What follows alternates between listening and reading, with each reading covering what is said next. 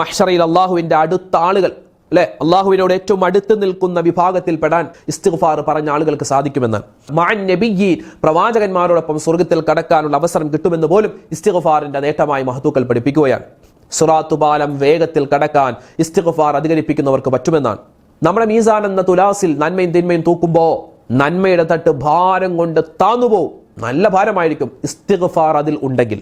ജന്നാത്ത്, 2 സ്വർഗ്ഗം അല്ലാഹു തആല അവനിക്ക് കൊടുക്കുമെന്നാണ് ഇസ്തിഗ്ഫാർ പറയുമ്പോൾ. ആത്മീയമായ രോഗങ്ങൾ ഒരുപാടുണ്ട്, ഉഖ്റവിയായ ചില രോഗങ്ങളുണ്ട്, ഹൃദയ രോഗങ്ങളുണ്ട്, കോപം, അസൂയ, അല്ലെ, മറ്റുള്ളവരോട് ദേഷ്യം, അതൊക്കെ എന്താണ്? ഹൃദയത്തിന്റെ രോഗം. അതിനെ തൊട്ടുള്ള കാവൽ കിട്ടും ഇസ്തിഗ്ഫാർ അധികരിപ്പിച്ചു. നരകമോചനം, നരകത്തിൽ നിന്നുള്ള ഒരു പരിചയാണ്, ഒരു മറയാണ് ഇസ്തിഗ്ഫാർ.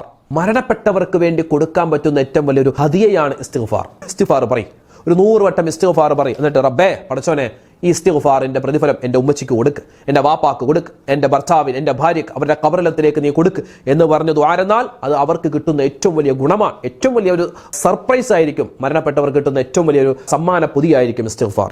അസ്തഗ്ഫിറുല്ലാഹൽ അലീം എന്നെങ്കിലും ചുരുങ്ങിയത് നമ്മൾ പറയാത്തൊരു ദിവസം പോലും ഉണ്ടാവരുത്. നല്ല ആത്മാർത്ഥതയോടുകൂടി പറയാം. അല്ലാഹു തആല ഇസ്തിഗ്ഫാർ അധികരിപ്പിച്ച് വിജയിക്കുന്നവരുടെ കൂട്ടത്തിൽ റബ്ബ് നമ്മളെല്ലാവരെയും ഉൾപ്പെടുത്തുമാറാവട്ടെ. ആമീൻ യാ റബ്ബൽ ആലമീൻ.